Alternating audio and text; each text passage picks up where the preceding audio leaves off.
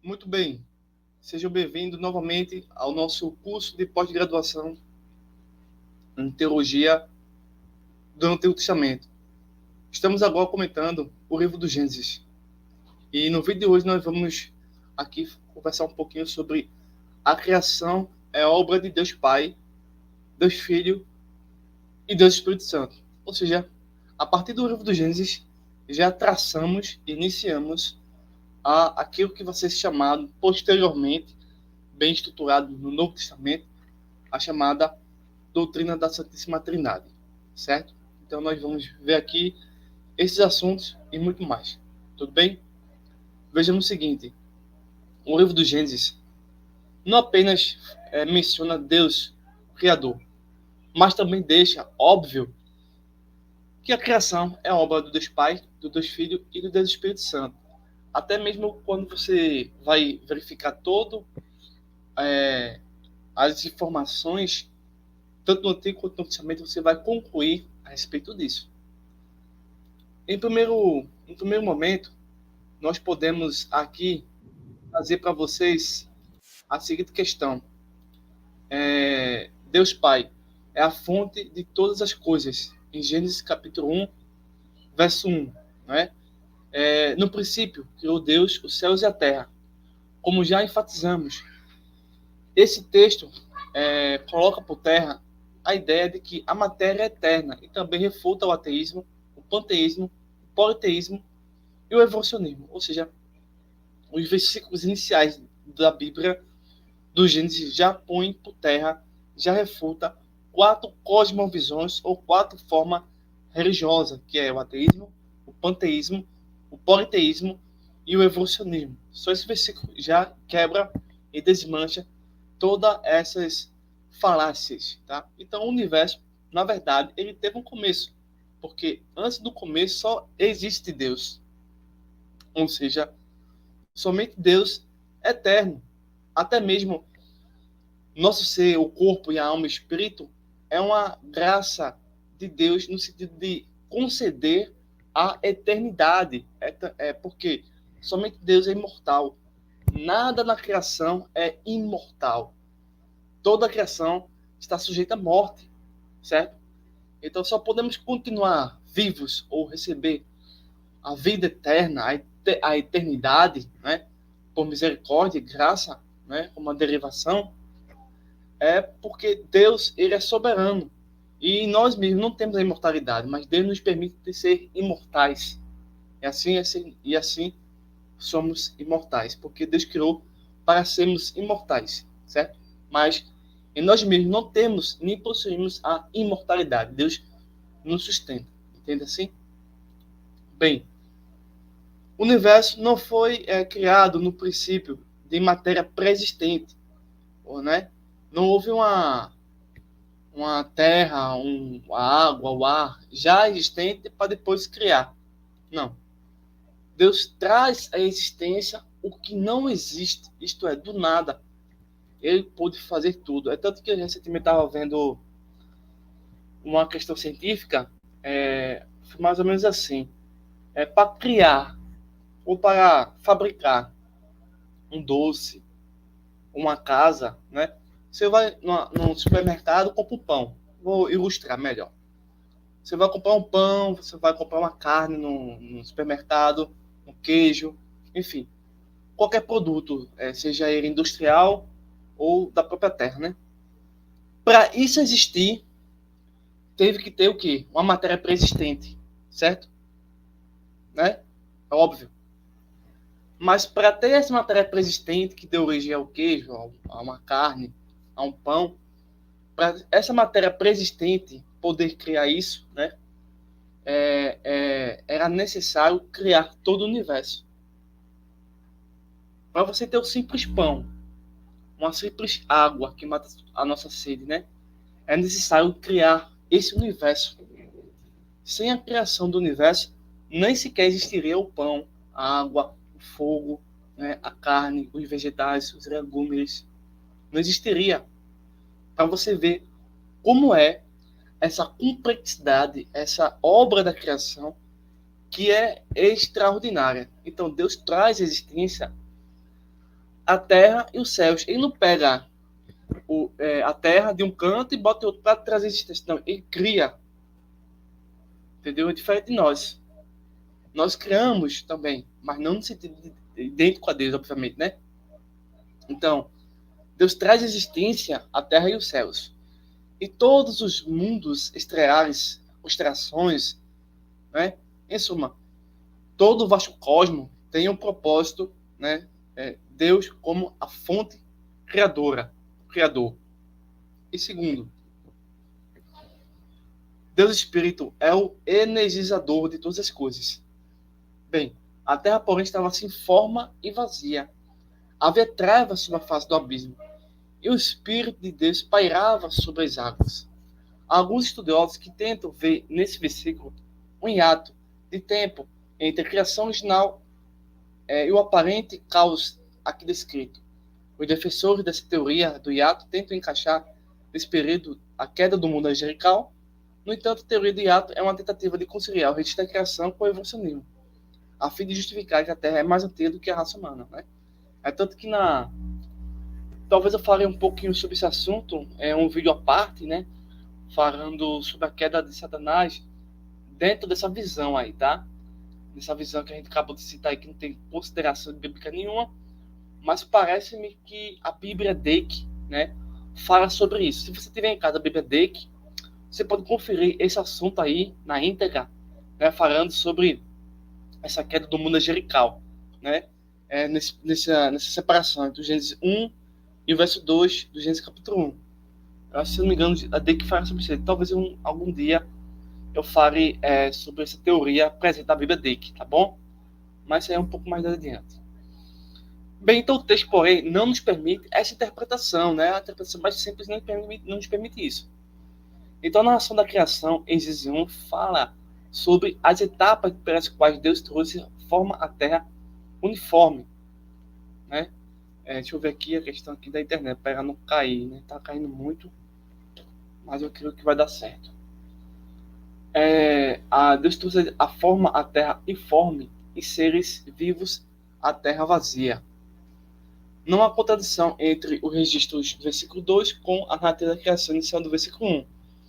A criação do verso 1 e verso 2 não estava completa, como se consta no final do sexto dia da criação. Na verdade, ela foi realizada em etapas. Poderemos então traduzir os dois primeiros versículos assim: no princípio criou Deus o espaço e a matéria. A matéria criada era inicialmente de forma inabitada.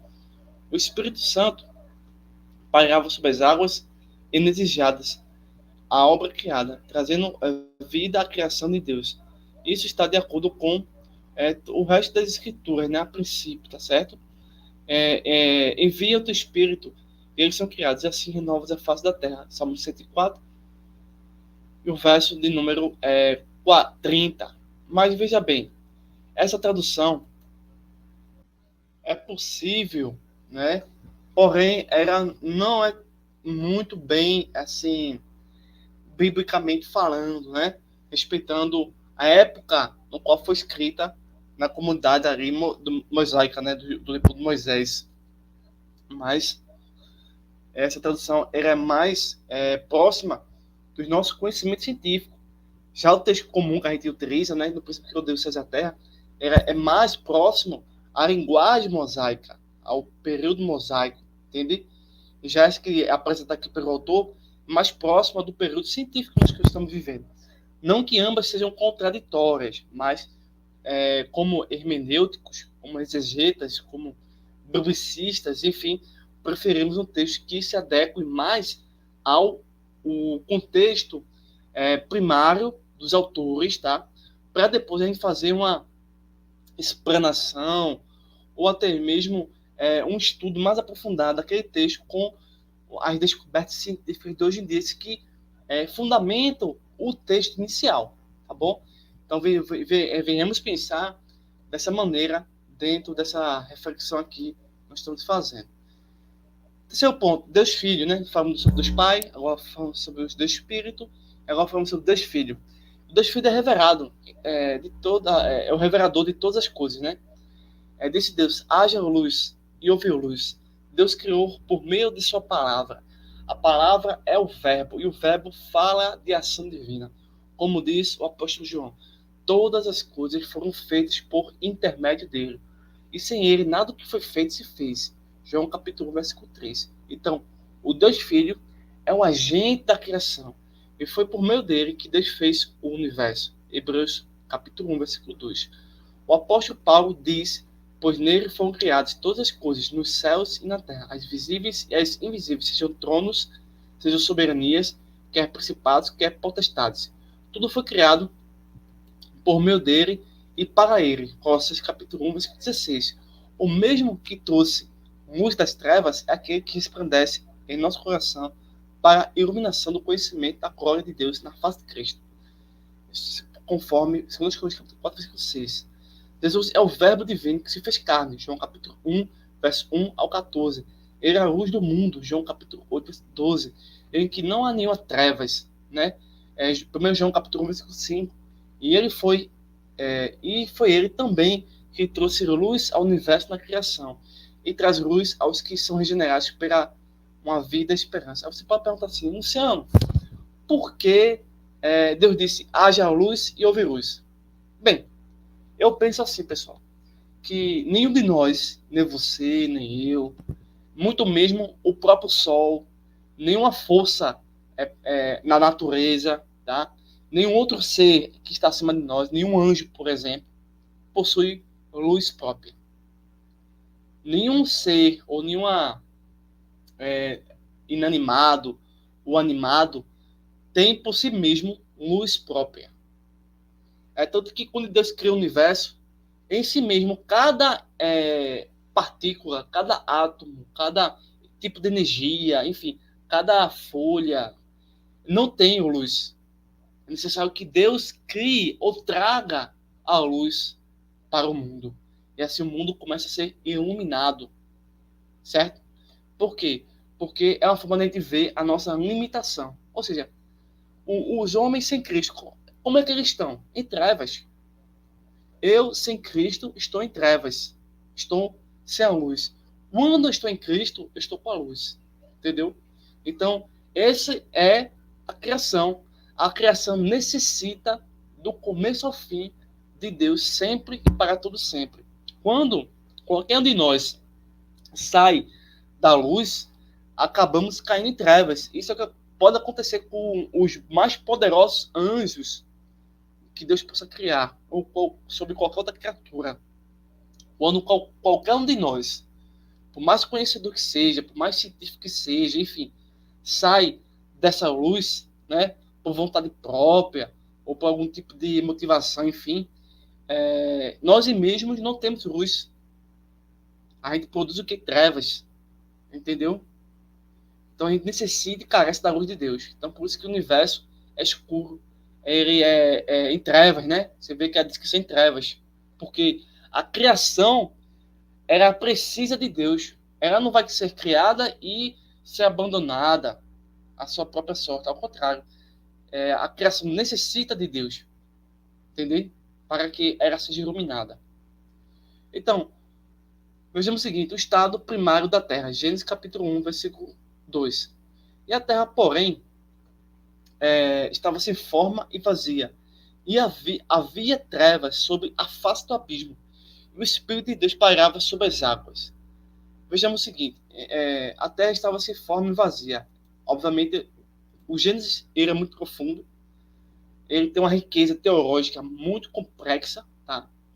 E realmente talvez aqui a gente não vai conseguir trabalhar todos os aspectos, né, por conta do tempo, mas vejamos o seguinte, a Terra estava sem forma e vazia, não tornou-se sem forma e vazia. Embora feita por Deus, a Terra não estava pronta para o homem, Adão, como já afirmamos. Alguns estudiosos veem nesse versículo a base para a teoria do hiato, já falamos um pouquinho acima, né, ou da recriação. Eu acredito que há um grande espaço de tempo entre Gênesis 1, verso 1 e Gênesis 1, 2. Aqueles que sustentam essa teoria creem que a Terra tornou-se um caos com a queda de Satanás e seus anjos. Contudo, foi Deus quem trouxe à existência esse estado inicial sem forma e vazio, não a queda do mundo angelical. Assim, justificam entre o versículo 1 e o versículo 2 de Gênesis 1 existir um hiato de bilhões de anos, tá? Essa teoria foi produzida por alguns teólogos fundamentalistas, como os jesuítas Thomas Chalmers, especialmente pela conhecida Bíblia anotada de Scofield. É digno de nota que nenhum comentário bíblico escrito antes do século XVIII faz menção ao possível hiato de tempo de Gênesis 1, verso 1 e Gênesis 1, verso 2. Pessoal, eu não tenho em casa a Bíblia Scofield, tá? Não tenho essa Bíblia Scofield, mas eu vou dar uma pesquisada sobre esse Thomas Chalmers, tá? E depois eu posso fazer um estudo sobre a Bíblia dele e Thomas Chalmers, né? Essa teoria que está sendo trabalhada aqui, certo? Para a gente poder se aprofundar mais nessa questão. Aqui, realmente, infelizmente, desconheço essa colocação da Bíblia de Scofield, né?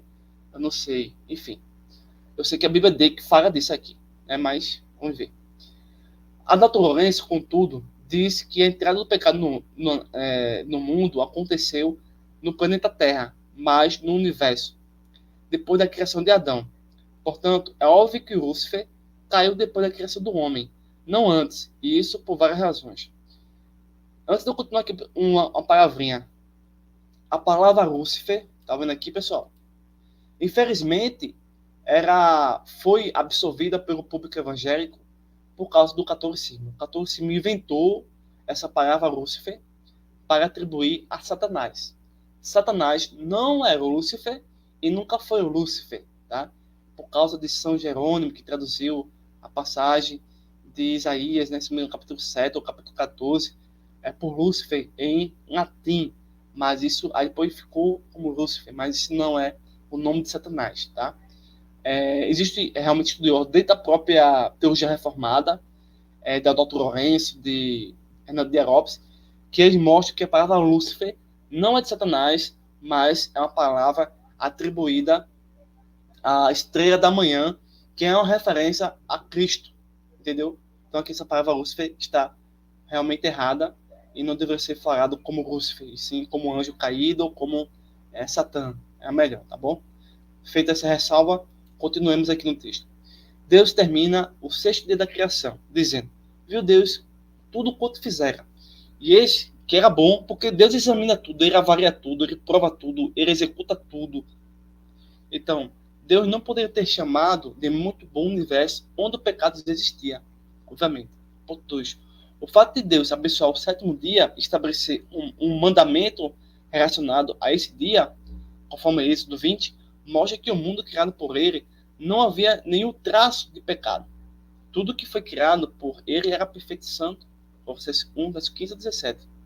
Terceiro, o Jardim do Éden foi criado no sexto dia, não antes. Portanto, dizer que Satanás governava o Jardim do Éden antes da criação de Adão ser criado não faz nenhum sentido, pois o jardim ainda não existia.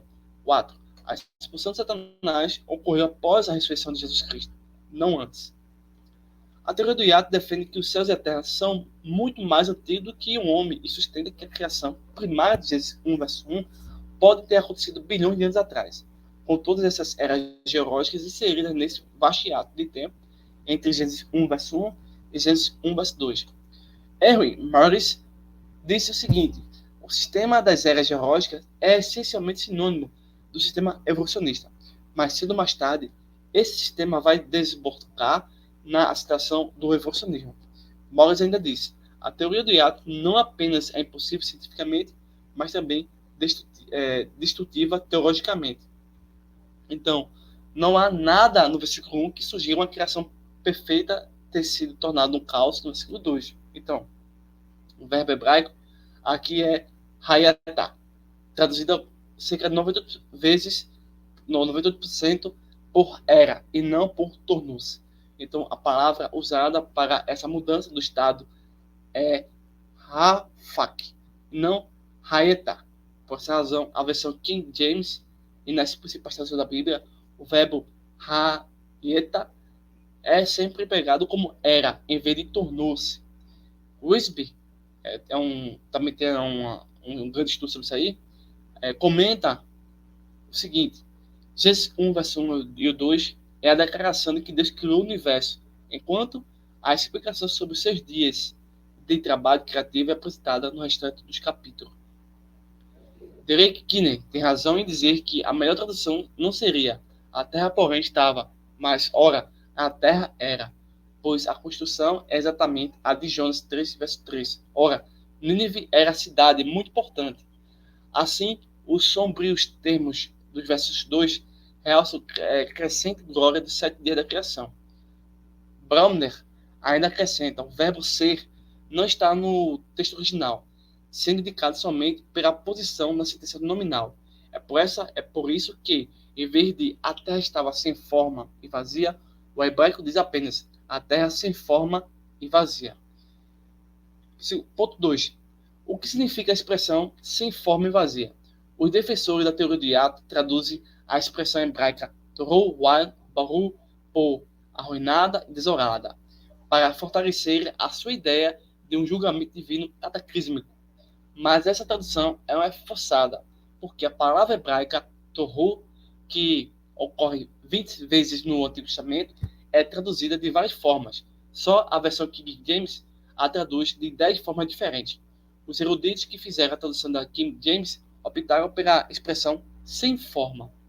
Então, Deus não criou a terra para ser sem forma e inabitada, mas sim para ser povoada. Portanto, a narrativa do Gênesis mostra os estágios pelos quais Deus traz forma à terra, sem forma e criaturas vivas para encher a terra vazia.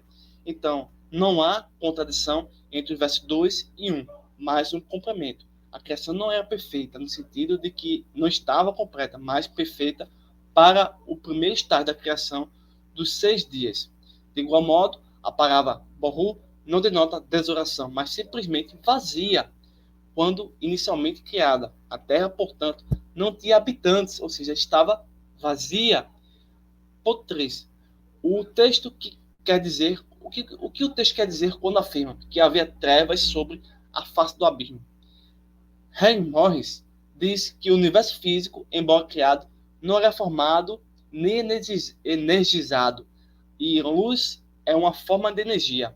A ausência de luz física significa trevas, assim como a ausência de forma e habitante significa um universo em forma elementar, ainda não completo. Não há, portanto, nenhuma implicação de mal presente aqui, apenas de incompletude. Adalto Lourenço diz o seguinte, que a razão da existência das trevas é bastante simples. Deus ainda não havia criado a luz. Em quarto lugar, qual o significado da frase? O Espírito de Deus pairava sobre as águas. Embora o maravilhoso universo tivesse sido chamado à existência pelo onipotente Criador, ele não tinha sido ainda imbuído com energia e ação. Sendo assim, deveria esperar a ação energizadora do Espírito de Deus e a ação do poder da palavra de Deus. Henry Morris diz que o tri-universo, espaço, matéria e tempo, reflete a natureza trina da divindade.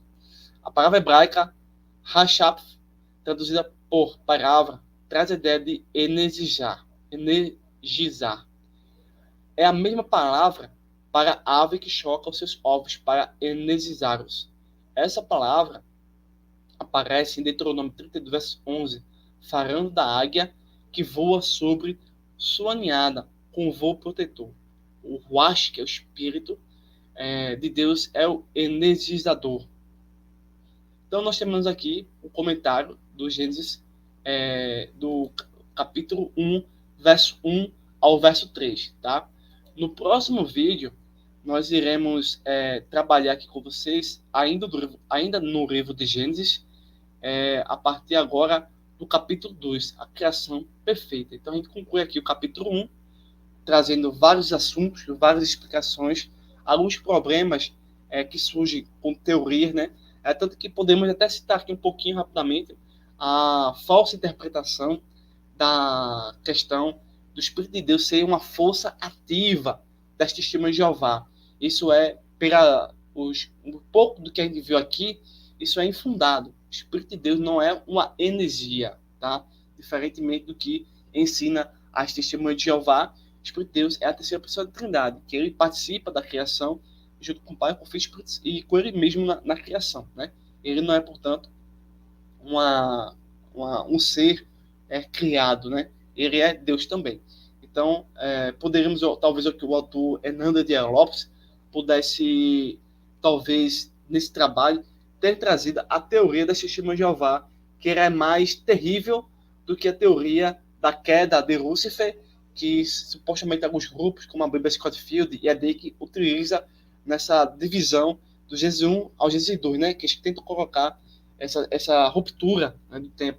Talvez a teoria não seja tão nociva, né? Eu vou dizer aqui entre aspas, não seja tão nociva quanto a essa teoria, essa má interpretação, essa heresia das testemunhas de Jeová. Mas, se você quiser saber um pouco mais sobre a questão das seitas, heresias, das testemunhas de Jeová e de outros grupos religiosos, temos um curso específico falando sobre essas heresias e esses grupos religiosos. Se você quiser também participar do nosso grupo e também não quiser se inscrever e se matricular, você pode assistir também no nosso canal no YouTube, que está aberto para todas as pessoas, esses vídeos de seitas e heresias, tá bom? Então, concluímos aqui.